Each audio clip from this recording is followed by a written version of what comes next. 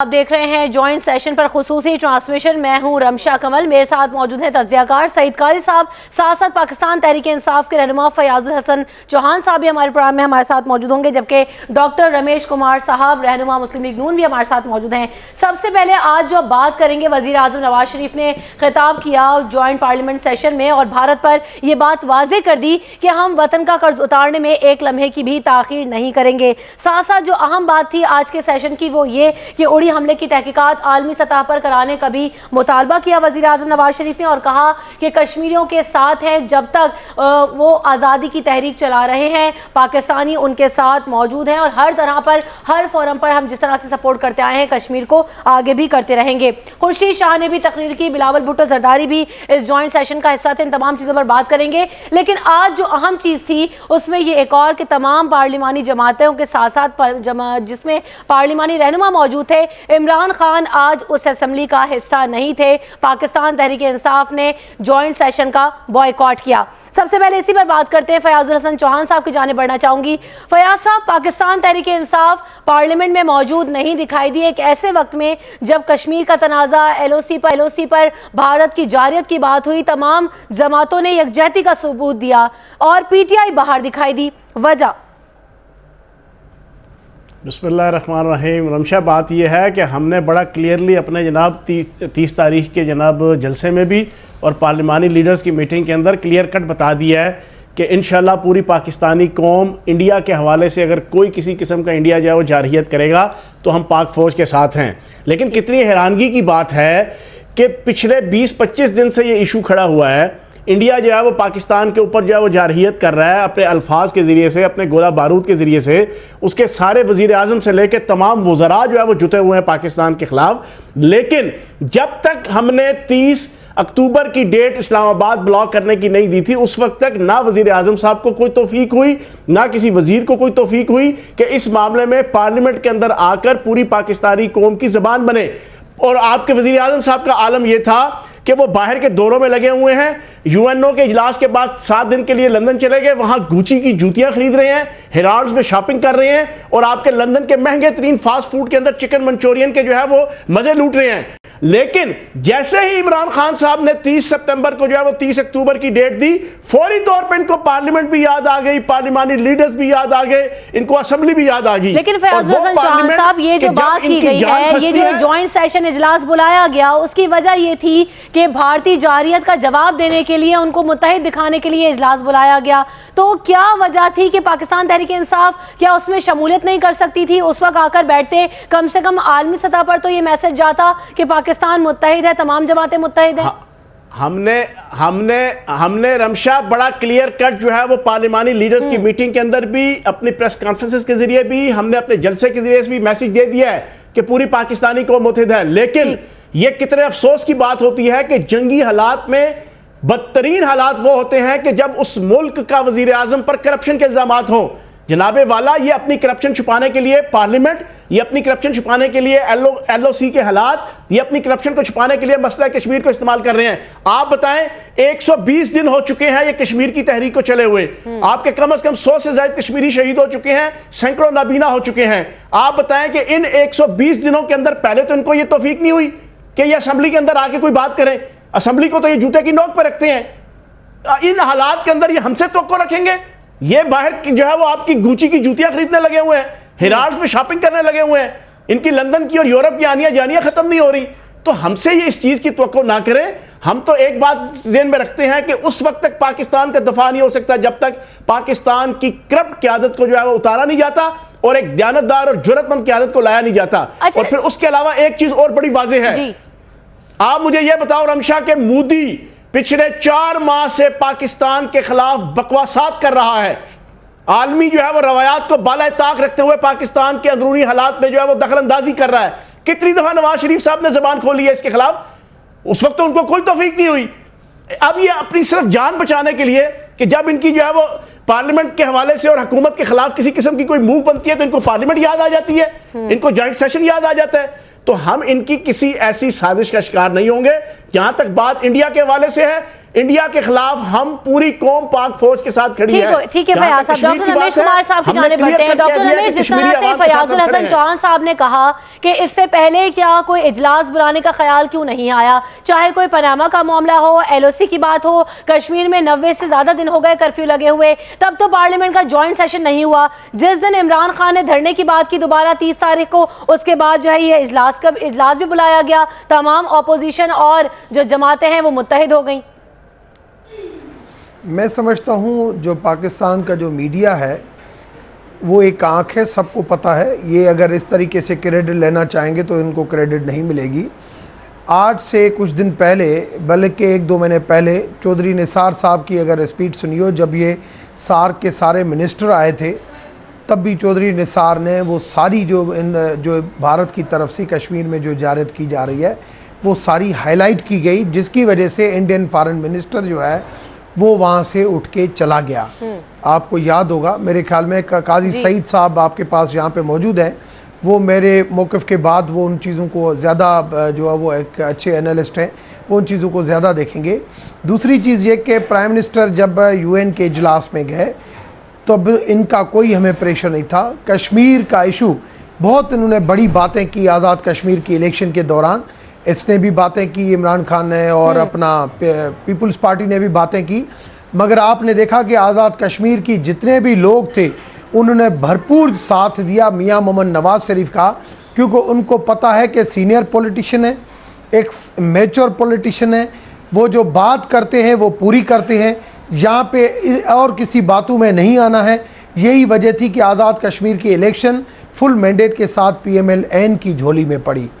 उसके बाद UN जाने से पहले हुर्रियत कॉन्फ्रेंस सबसे एक मुलाकात होना, सारे लीडरों से मिलना, और उसके अलावा हमारी जो डिप्लोमेसी रही, जिस डिप्लोमेसी की वजह से हमें जो इंटरनेशनली एक इंडिया एक बहुत बड़ा डेमोक्रेटिक और सेक्युलर गवर्नमेंट, उसको हमने जिस तरीके से नंगा किया, वहाँ पे इतना बौखलाहट का शिकार हो गया कि उसने सोचा ही नहीं था कि कश्मीर का इशू पाकिस्तान इस तरीके से डिप्लोमेसी करके दूसरे मुल्कों को अपने साथ मिला के कि टर्की भी इनके लिए ओपनली खड़ा हो जाएगा, ईरान भी इनके लिए ओपनली खड़ा हो जाएगा, रशिया भी इनके लिए ओपनली खड़ा हो जाएगा, चाइना भी इनके लिए ओपनली खड़ा हो जाएगा, ये इन्होंने कभी सोचा ही नहीं था।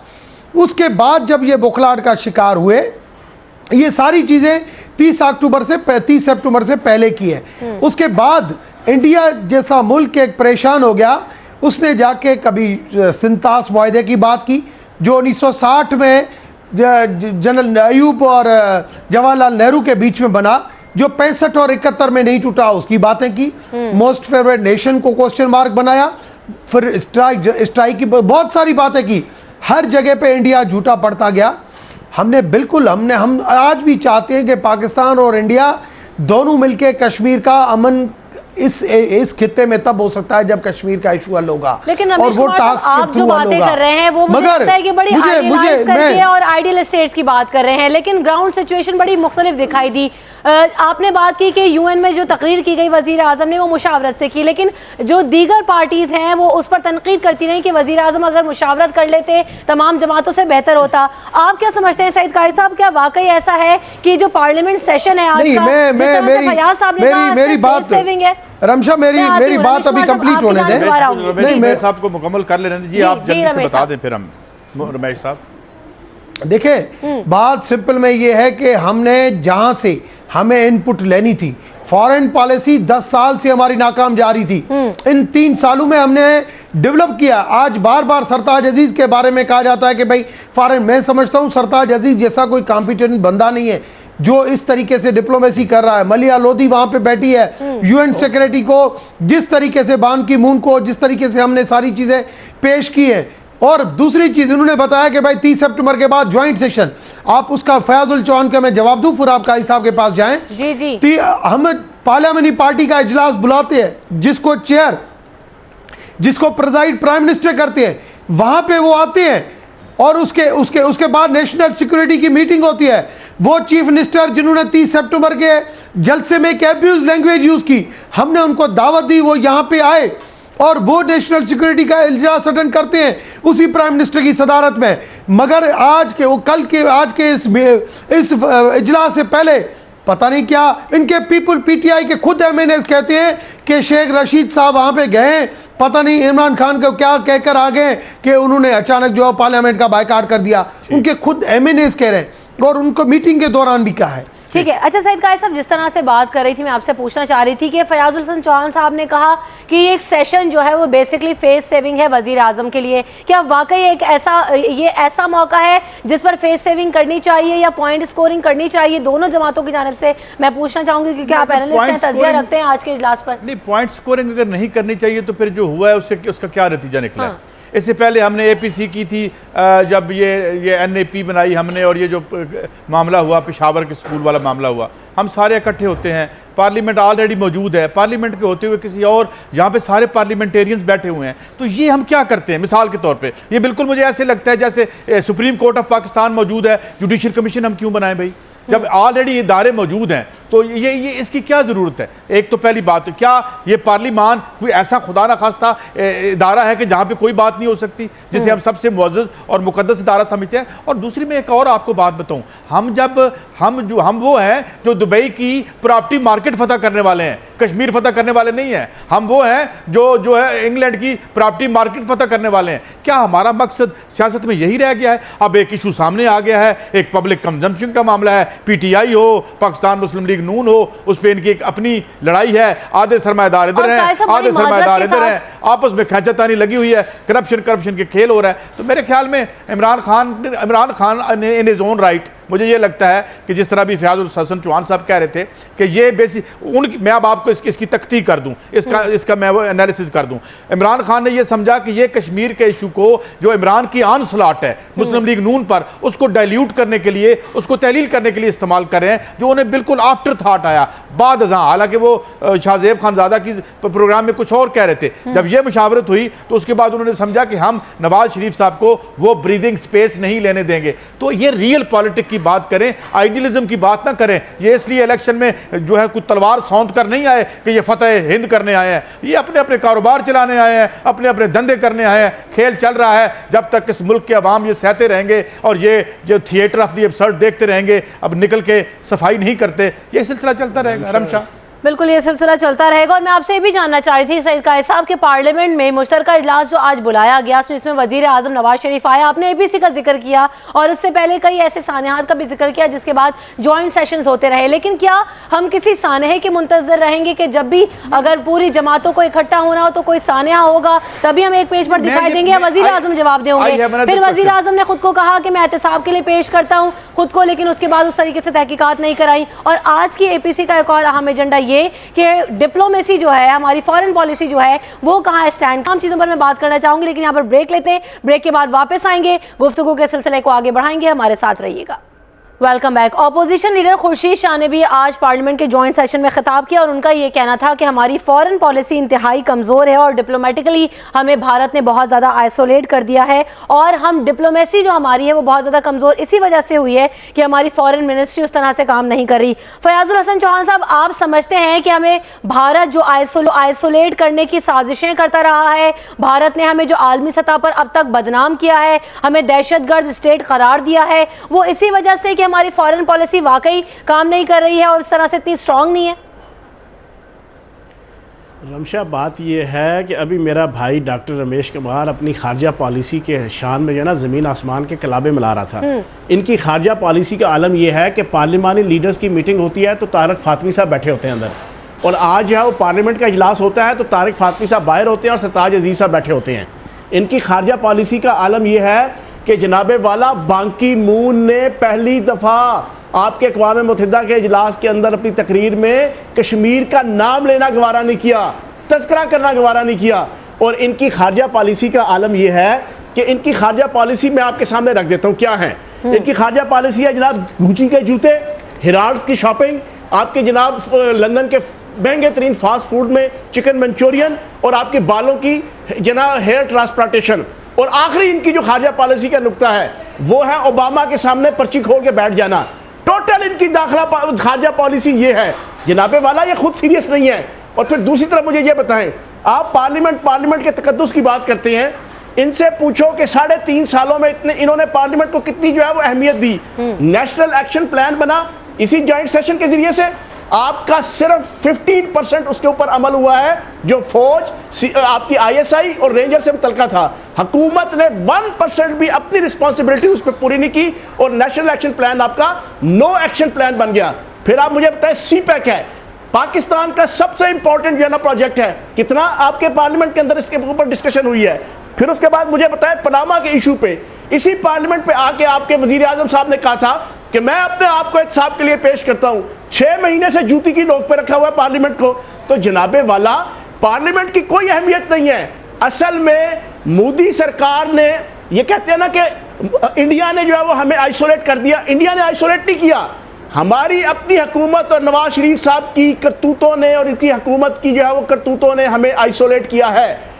ठीक है जी। अच्छा, मोदी सरकार वो काम नहीं कर सकी जो हमारी नाअहल हुकूमत ने किया है। अच्छा फयाज साहब, आप ही के पॉइंट को लेकर रमेश साहब की जाने बढ़ते हैं और मैं उनसे ये पूछना चाहूंगी कि जिस तरह से फयाज साहब ने भी कहा कि जब आपने वजीर आजम मियां मोहम्मद नवाज शरीफ ने पार्लियामेंट में ये बात कह दी कि मैं खुद को एहतसाब के लिए पेश करता हूँ, पूरी कौम से खिताब भी किया कि मेरा दामन साफ है, मैं खुद को तहकीकात के लिए पेश करूंगा, एहतसाब करना चाहे मेरा कर लीजिए, मैं सबसे पहले अपने आप को जवाब दूँ और मैं पेश होऊंगा, तो फिर पार्लियामेंट में पनामा के मामले पर बहस क्यों नहीं हुई? और इस चीज़ पर अगर पाकिस्तान तहरीक इंसाफ को तहफ़्फ़ुज़ात थे तो दूर कर दिए जाते। रमेश साहब,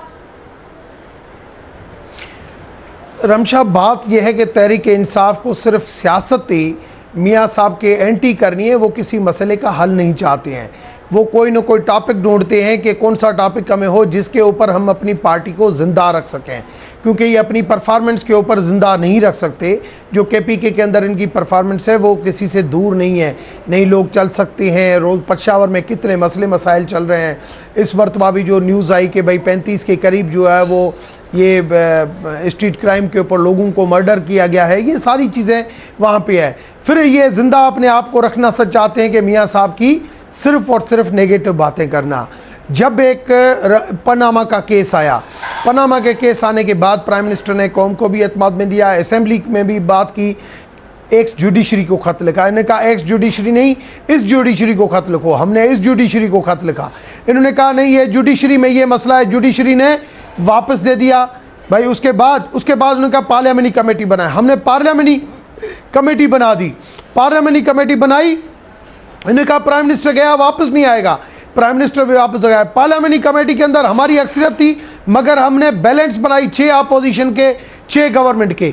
10-12 इजलास हुए, हर इजलास के अंदर PTI यही रुकावट डालती थी, मियाँ साहब पीपल्स पार्टी ये मियाँ साहब भाई आप एक कानून साजी करें कि भाई जो भी, चाहे मनी लॉन्ड्रिंग हो, चाहे करप्शन हो, चाहे पनामा लीक्स हो, चाहे बहामा लीक्स हो, उन सारों का एहतसाब होना चाहिए। वो सारे कटड़े में खड़े होंगे, सारे लोग तावन करेंगे और वो जो कानून बनाएंगे उसके साथ नैब भी तावन करेगी।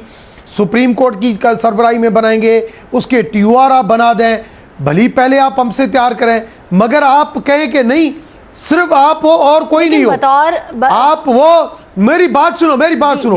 क्यों? उसकी वजह यह है, इन्होंने पीपुल्स पार्टी का सहारा कैसे लिया।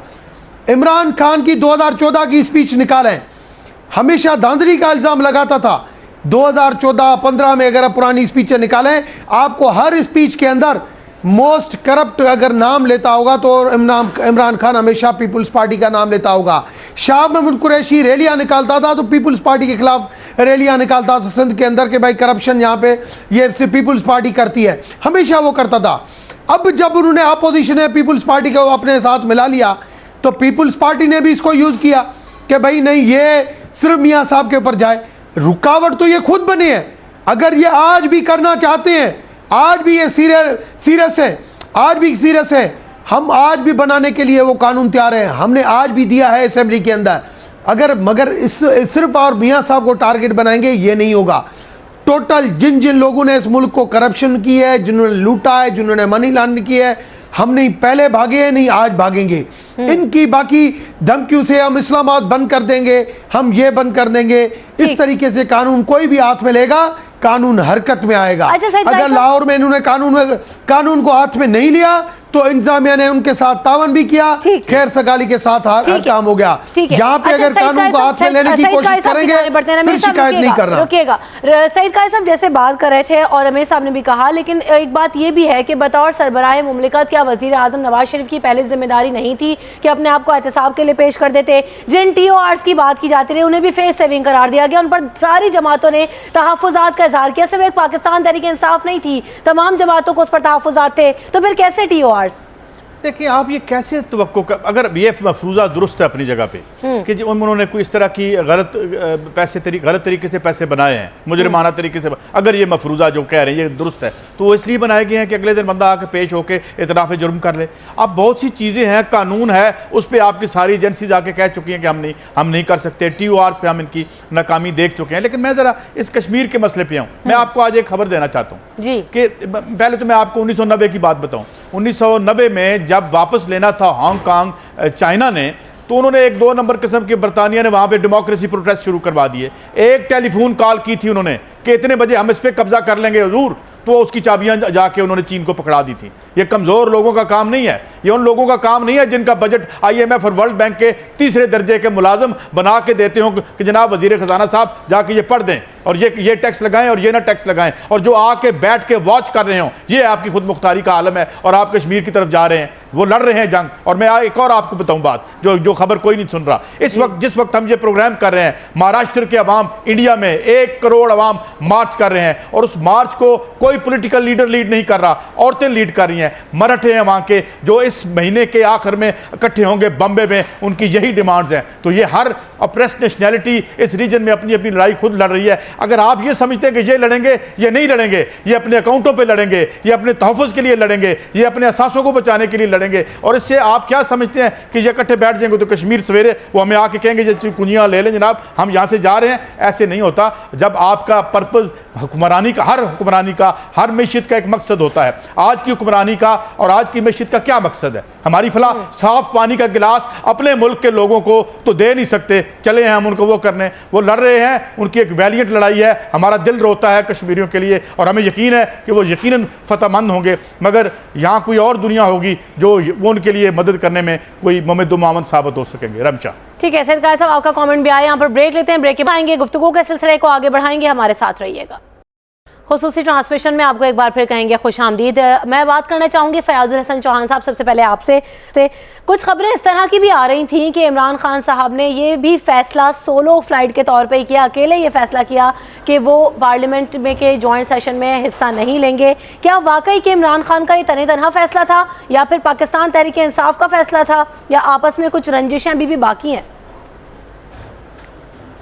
रमशा, वो मेरा भाई कहता था कि कानून हरकत में आ जाएगा डॉक्टर रमेश, और भाई कानून सवा हरकत में आएगा। सूरत हाल ये है कि नैब जो है वो लस्सी पी के सोया हुआ है, FIA जो है वो सत्तू पी के सोई हुई है, इलेक्शन कमीशन जो है ना वो भांग पी के सोई हुई है, और FBR जो है वो कच्ची शराब जो है ना स्पिरिट वाली वो पी के सोई हुई है। यहाँ पे सवा कानून ने हरकत में आना है। नहीं और आपको ये भी बता दूं, ये सारे जो मशरूब मैंने गिनवाए हैं ना, ये इन सब अदारों को पिलाने वाला कौन है? वो मिसाके जमहूरियत की छतरी तले आले शरीफ और आले जरदारी हैं। चले फयाज साहब, ये बातें तो आप करते रहते ना, मेरे सवाल का जवाब भी तो दीजिए। क्या इमरान खान साहब ने तनतनहा ये फैसला किया था कि हम जॉइंट सेशन में नहीं जाएंगे, या फिर तहरीक इंसाफ का फैसला था ये? फयाज साहब, सर बात ये है कि कायद ने तय किया, और जो किया बिल्कुल ठीक किया।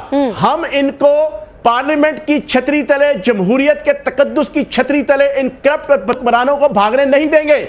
एक बात बड़ी क्लियर है, मैं पहले भी कई दफा मिसालें दे चुका हूं पिछले कई दिनों से कि आपके जंगे अजीम दोम के अंदर आर्थर चैम्बरलाइन को भी उतारा गया था ड्यूरिंग दूसरी जंगे अजीम। 1939 को शुरू हुई थी, 1940 10 मई को जो है वो कंजर्वेटिव पार्टी ने हाउस ऑफ कॉमन के अंदर उसके खिलाफ तहरीक एतमाद लाया था और उसको उतारा गया था। हालांकि पूरे का पूरा बरतानिया जो है वो जमी बोस हो चुका था उस वक्त जंगी हालात के अंदर।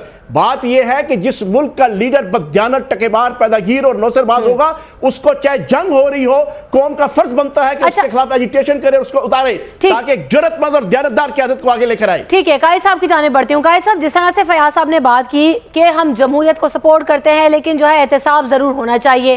पाकिस्तान पीपल्स पार्टी का भी यही मौक़िफ़ है, लेकिन वो पार्लियामेंट के अंदर मौजूद है, उन्होंने सुनवाई भी की, अपनी बात डिलीवर भी की, पूरी कौम ने उसको सुना भी। क्या तहरीक इंसाफ का फैसला सही था कि आज उसे पार्लियामेंट के इजलास का हिस्सा होना चाहिए था या नहीं होना चाहिए था? आप समझते हैं कि अगर बात की जाए खुर्शीद शाह के बिलावल की, तो वो वहां पर मौजूद थे, उन्होंने एड्रेस किया, उन्होंने फेस किया इस चीज को। देखिए, हम जब एट हैंड हो, हमने एनालिसिस करना है किसी चीज़ का, तो एक तो ये है तरीका कि आप एक टेक्स्ट बुक मॉरल्स वाला कर दें, ये करना चाहिए था, डूज डोंट्स। एक तो वो है ना जो सतह अखलाकी जो हमें कहानी पढ़ाई जाती है, एक वो कहानी है जो असल कहानी होती है इक़्तिदार की, एक वो खींचातानी है जो इक़्तिदार की के ऊपर की परतों जो होती हैं जहाँ पे हमें दिखाने के लिए खेल हो रहा होता है, उसके नीचे असल खेल रहा होता है। अब ये बात ये है कि अब इस लड़ाई में जो लड़ाई चल रही है इस वक्त मुल्क में PTI और उसके माबैन, इसको अगर तो आप इस तकाज़ुं से देखेंगे तो शायद बात आपको समझना है। मैंने पहले भी बात की थी, मैं दोबारा दोहरा देता हूँ।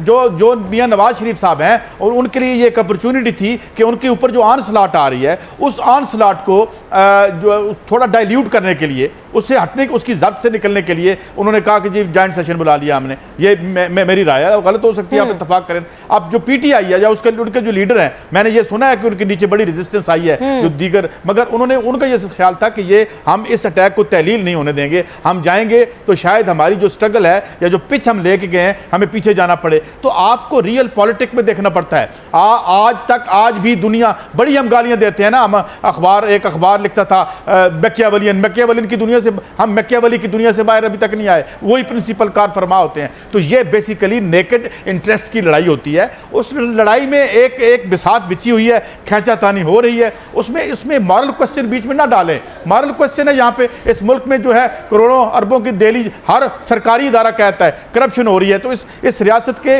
इदारों का काम करप्शन करना है, तो ये मॉरल क्वेश्चन नहीं है। ये इसको इस अंदाज से समझ नहीं आएगा, ये आपको इस अंदाज से समझ आएगा कि इस बिसात में जहाँ एक तरफ मियाँ साहब हैं, या उनके साथ रियासत के गालिब हिस्से हैं, और मुबैना तौर पर कहा जाता है कि जी अंपायर है या नहीं, आई हैव नो आइडिया, मगर कल सेठी साहब कह रहे थे कि कहीं से इमरान खान को इशारा आया, या आई डोंट नो, वो भी पार्टीजन है, वो भी उधर। तो ये इस तरह से समाज और रियासत और दानिशवर और तजिया निगार बटे हुए हैं। हम ये खेल देख रहे हैं, अपने अपने तईस का तजिया करते चले जा रहे हैं। It's no moral question at all. Moral की आपने बात की, मैं भी ये बात पूछना चाहूंगी रमेश साहब से कि क्या नून लीग रहनुमाओं की जानिब से या पाकिस्तान मुस्लिम लीग नून की ये जिम्मेदारी नहीं थी कि एक ऐसे मामले पर, जबकि आपने तमाम जमातों को इकट्ठा किया, इमरान खान साहब के पास भी एक वफ्द चला जाता, उनसे गुफ्तगू करता, उन्होंने भी एक पेज पर लाने की कोशिश करता, हो सकता है मामला जो है वो साजगार हो जाते, माहौल कुछ नरम हो जाता और पनामा पर भी बात हो जाती, और LOC पर तो बात हो रही थी, कश्मीर के मसले पर भी बात हो रही थी। रमेश साहब, रमशा, बात यह है कि हम एक मैच्योर पॉलिटिशियन है।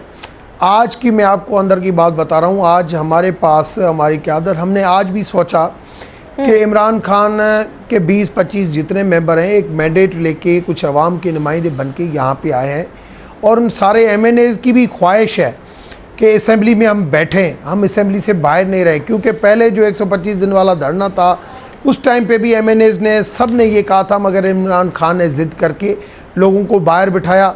मगर सब लोगों की मुट्ठी ये थी कि हम पहली मरतबा इलेक्ट होके आए, कम से कम हमें बैठने का मौका मिले। और आज भी, कल इनकी मीटिंग के दौरान भी रिफ्ट बहुत हुआ कि ये चीज़ नहीं हो, मगर इमरान खान ने ज़िद करके पता नहीं क्या, जो आज MNAs इनके कह रहे थे कि भाई शेख रशीद वहाँ पे गया है और क्या उन्होंने उसको बताया है, जिसकी वजह से उसने अपना वीटो चला के और ये डिसीजन लिया है। हमने आज भी अपनी क़यादत के सामने, हमारी ये बात हुई कि हम इमरान खान को बोले कि आप इस जॉइंट सेशन में आएँ। हम ये कमज़ोरी इंटरनेशनली उन लोगों को नहीं दिखाएं जो पाकिस्तान को मेरी आंख से देख रहे हैं, जो पाकिस्तान को अंदर से कमज़ोर देखना चाहते हैं। हम उनको ये नहीं दिखाएं, हम ये दिखाएं उनको। आज एक पार्लियामेंट, एक गुलदस्ता खूबसूरत लग रहा था, आज एक मैसेज गया होगा कि बिलावल भी आज असेंबली में आया है, लेकिन आज मौलाना फजल रहमान भी असेंबली में था, आज सिराज लग भी सब, मगर आज इंटरनेशनल दुनिया की बात कर रहे हैं। क्या इंटरनेशनल मीडिया और तमाम ममालिक हमें इस तरह से नहीं देख रहे कि हमारे वजीर आजम को चोर चोर करके मुखातब किया जाता है, और हमारी जो जमातें हैं वो मुख्तलिफ फोरम्स पर ये आवाज़ उठाती रही हैं कि वजीर आजम जो अपने एहतसाब के लिए खुद को पेश कर दें, हमारा वजीर आजम चोर है। तो दुनिया तो ये भी देख रही है रमेश साहब। रमशा, बात यह है कि वज़ीर आज़म नहीं किसी चोरी में था, नहीं है, नहीं उसका अभी भी नाम है, मगर दुनिया ये देख रही है कि पाकिस्तान के अंदर ऐसे भी इमेच्योर पॉलिटिशियन आ गए हैं जिसको लैंग्वेज, मैंने आज वर्ल्ड टीचर्स डे के ऊपर एक ट्वीट किया था, मैंने यही ट्वीट किया था कि जो पार्लियामेंट्री जितनी भी पॉलिटिकल पार्टीज़ हैं, वो एक माई बाप होते हैं, टीचर होते हैं जो तमीज़ और तहजीब सिखाते हैं। मगर हम जो लैंग्वेज यूज़ करते हैं, क्या जो 30 सितंबर के जलसे में जो लैंग्वेज यूज़ की गई, मुझे बताओ, जहाँ पे हमारी औरतें, हमारी बहनें भी बैठी हुई हो, क्या जो लैंग्वेज यूज़ की गई वो एक तहजीब और तमीज़ वाले मुआशरे में वो लैंग्वेज यूज़ की जाती है? ये जो चोर चोर करके कहते हैं, इनका अपना इमेज इंटरनेशनली गिरा है कि ये लीडरशिप के लायक नहीं है। पहले लोग सोचते थे कि इनको आइंदा चल के कभी न कभी ये मौका मिल सकता है, मगर आज लोग सारे कहते हैं कि ये नहीं, ये इनको जो है वो मौका मिलना भी नहीं चाहिए और होना भी नहीं चाहिए। बात सिंपल में ये है कि सियासत के लिए आप मुझे बिलावल तो आज बड़े कॉन्फिडेंट दिखाई दिए। बाहर जब मीडिया से उन्होंने गुफ्तगू की तो उन्होंने कहा कि 2018 में पाकिस्तान पीपल्स पार्टी पार्लियामेंट में होगी और पनामा में मुलव्विस लोग जेल में होंगे, तो वो बड़े एतमाद से ये बात कर रहे थे। वजीर आजम क्या इस बात का जवाब देंगे, सबूत पेश करेंगे? फिर फयाज साहब की जाने बढ़ूंगी। देखिए, पीपुल्स पार्टी को कितनी मरतबा हुकूमत मिली है, मगर पीपुल्स पार्टी ने अपनी लास्ट 5 साल की जो कारकर्दगी दिखा के, चाहे कश्मीर को किसी कहाँ तक उन्होंने हाईलाइट किया या नहीं किया वो भी आपके सामने है, चाहे उन्होंने करप्शन को कितना सपोर्ट किया, चाहे उन्होंने लॉ एंड ऑर्डर सिचुएशन को, कराची में रोज़ाना 15 लाशें उठती थी, क्या उन्होंने किया, क्या उन्होंने बलोचिस्तान के अंदर कितनी दहशतगर्दी थी, क्या उसके ऊपर क्या हाईलाइट, वो सारी उसकी कारकर्दगी उनको 3 सूबों से आउट कर बैठी। सिंध में थोड़ी बहुत उन्होंने अक्सरियत ली, मगर 3 सूबों से आउट हो गई। इस वजह से बिलावल एनर्जेटिक है, मोहतरमा का खून है, मगर मैं नहीं समझता हूं कि पीपल्स पार्टी का भी अभी कोई 2000 इमरान खान खुद कहता है कि अगर हमने मियाँ साहब को 2018 तक हुकूमत करने दी तो फिर 2023 तक मुझे इंतजार करना पड़ेगा। मैं कभी इसको 2000, क्योंकि उनको पता है कि इस वक्त 2018 तक लॉ एंड ऑर्डर सिचुएशन पूरी कंट्रोल हो जाएगी, पावर क्राइसिस पूरा कंट्रोल हो जाएगा, इकोनॉमिकल सूरत पूरी बेहतरी की तरफ चली जाएगी, सीपेक 50% कंप्लीट हो जाएगा। ये जो सारी चीज़ें हैं, ज़रबी अदब कंप्लीट, ये सारी चीज़ें इनको बुखलाहट का शिकार में डाल रही हैं। जो ये मेट्रो की और मोटरवे की शिकायतें करते हैं, वही मोटरवे सवात में बना रहे हैं, वही मेट्रो पेशावर में बना रहे हैं। बातें करना इजी है, इनको पता है कि यहाँ पे आवाम क्या चाहती है। जब लोगों में की है, आपने निशानदेही की, आपने बात की सीपैक की, ज़रबे अर्ज़ की, दीगर मंसूबों की, बिजली पर काबू पाने की, बिजली के बहरान पर काबू पाने की, ये तमाम जो मंसूबे हैं ये अपोजिशन की आंख में खटकेंगे और इनके लिए प्रॉब्लमेटिक भी हो सकते हैं। फयाज साहब, क्या वाकई ऐसा होगा पाकिस्तान पीपल्स पार्टी और पाकिस्तान तहरीक इंसाफ के लिए ये मंसूबे वो आपकी आंखों में खटक सकते हैं, मुश्किल पैदा करेंगे आपके लिए आइंदा आने वाले इंतखाबात में? रमशा, पहली बात यह है कि ये बार बार कह रहे हैं कि कल पीटीआई के इजलास के अंदर तमाम एमएनएज और पार्टी के लीडर्स जो है वो इमरान खान साहब से तकरार और इसरार करते रहे हैं कि असेंबली के अंदर जाना चाहिए।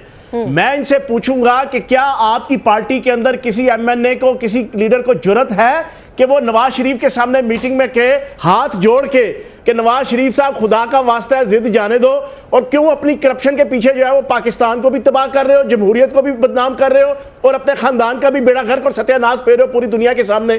क्या किसी ने हाथ जोड़ के कहा कि जनाबे वाला जर्मनी, यूरोप, अमेरिका और यूके और यूएसए के तमाम बड़े मैगजीन्स और अखबारात के अंदर 10 बड़े चोरों की तस्वीरें जो लग रही हैं, नवाज शरीफ साहब सबसे ऊपर आपकी तस्वीर लग रही है, खुदा का वास्ता आप एक साहब के लिए अपने आप को पेश कर दो। और भाईजान, ये रवायात आपके पीटीआई के अंदर ही मिलेंगी कि राय खुल के हर कोई देता है, लेकिन यहां पर सारे के सारे मौरूसी सियासत और मिरासी सियासत के जो अलंबरदार लोग बैठे हैं जो जी हजूरी करेंगे नवाज शरीफ के सामने। दूसरी चीज, मेरे भाई ने बड़ी बड़के मार के ना ये कहा कि प्रोजेक्ट्स और पावर प्लांट्स, ये भी सुन लें, गुडानी पावर प्लांट फ्लॉप, आपका नंदीपुर प्रोजेक्ट बंद, कायद-ए-आज़म सोलर प्लांट ठप, आपका जनाब भाषा डैम के 500 अरब रुपए एलएनजी की पाइपलाइनों में ट्रांसफर कर दिए गए। ये सारा झूठ और फ्रॉड और फ्रेब और मीडिया के जरिए से लोगों को बेवकूफ बना रहे हैं। आज भी पूरे पाकिस्तान के शहरों के अंदर और देहातों के अंदर 8 घंटे से लेकर 12-12 घंटे लोड शेडिंग होती है, और फिर सुबह ही सुबह रोशनी के नाम पर वापडा की तरफ से एक मैसेज आता है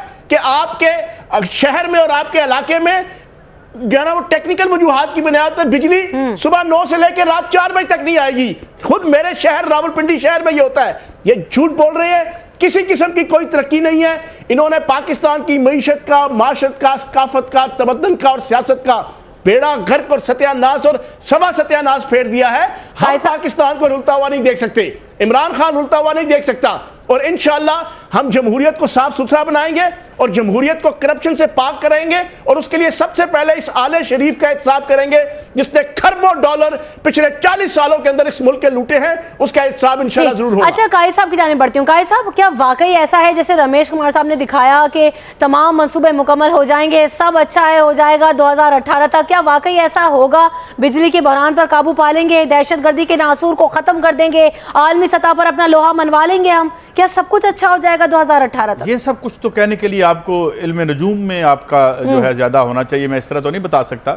लेकिन जो बहुत से मामलात हम देख रहे हैं, 2018 भी आ जाएगा और हम ये देख रहे हैं कि बहुत बड़े इश्यूज हैं। सी पैक पे इतनी ज़्यादा इन्होंने बना दी हैं जो, और एक वो विजन दे देते। अच्छा, एक और बड़ा है, एहसन इकबाल साहब विजन दे देते हैं। विजन मुझे याद है कि हर पावर में जब गवर्नमेंट आती है 5 साल 10 साल आगे का विजन दे देते हैं। और फिर मुझे याद है कि विजन की बजाय इसके पीछे विजन हटा के डिजास्टर लगा देते हैं कि विजन 2025 तो है, डिजास्टर 2016 का मैं क्या करूं। तो ये इस तरह की मामलात हैं। बात यह है कि इस पूरे मॉडल में, इस पूरे डिजाइन में खरबा डॉलर की भी अगर इन्वेस्टमेंट आ जाए तो इन इन्वेस्टमेंट का मकसद आपकी फलाह नहीं है, ये एक और निज़ाम है। और पूरी दुनिया में जो जंग लड़ी जा रही है वो ये लड़ी जा रही है। अगर आप यूरोप में देखें, आप बरतानिया में इस वक्त जर्मी कॉर्बिन की जंग, अब रोज इमरान खान साहब बरतानिया की मिसाल देते हैं, ये नहीं बताएंगे कि वहां लड़ाई क्या है। ये लड़ाई नहीं है जो यहां हो रही है, वहां हमसे ज्यादा करप्शन है वहां। अब मुझे बताएं, आप सारे मिलकर कहते हैं, इमरान खान भी ये कहते हैं कि अल्ताफ हुसैन जो है वो एक मुल्ज़िम है, उनके ख्याल में ये मुजरिम है। तो वो कौन सा मुल्क है जो एक मुजरिम को लेके बैठा हुआ है? मिसाल हम उसकी मुल्क की दे रहे हैं, रोज कह देते हैं। तो वी आर